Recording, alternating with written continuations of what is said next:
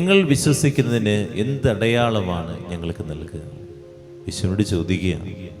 അടയാളങ്ങളും അത്ഭുതങ്ങളും ഉള്ളിടത്തേക്കാണ് ജനക്കൂട്ടം ഓടുക. എവിടെയെങ്കിലും അത്ഭുതം നടക്കുന്നുണ്ട്, അവിടെ രോഗശാന്തി ഉണ്ട് എന്നറിഞ്ഞപ്പോഴേക്കും അവിടേക്ക് ഓടും. ഇനി ഈ ഭാഗത്താണെന്ന് അറിഞ്ഞു കഴിഞ്ഞാൽ ഈ ഭാഗത്തേക്ക് ഓടും. ഇങ്ങനെ ഓട്ടം തന്നെയാണ്. നമ്മൾക്കൊരു കാര്യം മനസ്സിലാകേണ്ടത്, ഏറ്റവും വലിയ അത്ഭുതം ഈ വിശുദ്ധ കുർബാനയിൽ നടക്കുന്നുണ്ടെന്നുള്ളതാണ്. ആ ബോധ്യം നമുക്ക് നഷ്ടപ്പെടുന്നു എന്നുള്ളതാണ്. നീ ആയിരിക്കുന്ന ദേവാലയത്തിൽ നീ എടുക്കുന്ന നിന്റെ വികാരിയച്ഛനെടുത്ത് ഇതിന്റെ ശരീരമാണെന്ന് പറയുമ്പോൾ ആ അപ്പം ദിവികാരുണ്യമായിട്ട് മാറുന്നുണ്ട്. അതാണ് ഏറ്റവും വലിയ അത്ഭുതം എന്നുള്ളത്. അത് നമ്മൾ മനസ്സിലാക്കണം.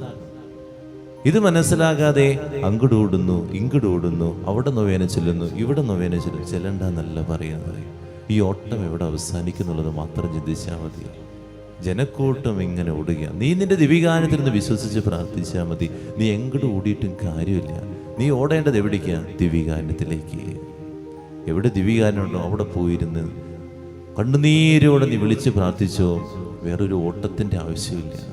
എല്ലായിടത്തും നടക്കുന്ന ഒന്ന് തന്നെയാണ്. എല്ലായിടത്തും അർപ്പിക്കുന്ന വിശുദ്ധ കുർബാന ഒന്ന് തന്നെയാണ്. പക്ഷെ വിശ്വാസത്തിന് കുറവുണ്ടെന്ന് മാത്രമേ ഉള്ളൂ. നീ എങ്ങോട്ട് ഓടിയാലും ഈ വിശ്വാസം ആഴപ്പെട്ടില്ലെങ്കിൽ ഒരു കാര്യമില്ല. അതുകൊണ്ട് നമ്മളുടെ ഒക്കെ ജീവിതത്തിൽ ചിന്തിക്കേണ്ടത് ഈ ജനം ചോദിച്ചതുപോലെ തന്നെയാണ്. ഞങ്ങൾ വിശ്വസിക്കുന്ന എന്തല്ല അത്ഭുതം ഞങ്ങൾക്ക് തരാം. എൻ്റെ കുടുംബത്തിൽ എന്താ തരാം? ഇപ്പോൾ ഒരു അത്ഭുതം കിട്ടിക്കഴിഞ്ഞാൽ കുറേ പേര് ഇങ്ങോട്ട് വരും. കുറച്ച് നാൾ കഴിയുമ്പോൾ ഇവിടെ നിന്നും പോകും, അടുത്ത സ്ഥലത്തേക്ക് അങ്ങോട്ട് പോകും. കുറച്ച് നാൾ കഴിയുമ്പോൾ അവിടത്തെ കഴിയുമ്പോൾ ഇങ്ങോട്ട് വരും.